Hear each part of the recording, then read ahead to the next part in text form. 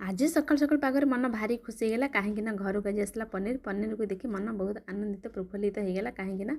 पनीर देखले मत बहुत खुशी लगे पनीर खाए मत बहुत भल लगे पनीर देखले मत रात निदे ही हुए एत भल लगे मत पनीर खायापी पनीर को देखले मन बहुत भावना आसे किसी करने आज सेमती किसी भावना आसला जमती कि आलू पोटल पनीर कर खायापी से प्रस्तुति आरंभ करदेली पनीर पिस पिस कर काटी तेल भल भाव छाणी देती पोटल को भल भाव छाणी देती तापर लास्ट को आलू को भी कहीं बाकी रहे ताको भी छाणीदेव सब छण छणी सरला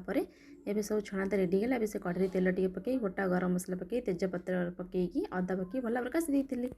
किसी समय कसला से ग्राइंडर टमाटो को देदेली पाउडर मसला सब पकईदेली धनिया पाउडर जीरा पाउडर गरम मसला पनीर मसला हलदी गुंड काश्मीर पाउडर सब भल भाव पकई सुंदर भाव में कषि देकी लास्ट गोटे काजू बटा आउ टे लुण पकई आहरी बढ़िया भाव में सुंदर भाव में कषिदेली कषाटा जिते हम से पनीरटा खाई टेस्टी लगे जेहेतु एत सुंदर भाव में मसला कषा रेडी होगा एबे रेडी है मसला कषा एबे परिवा सब दे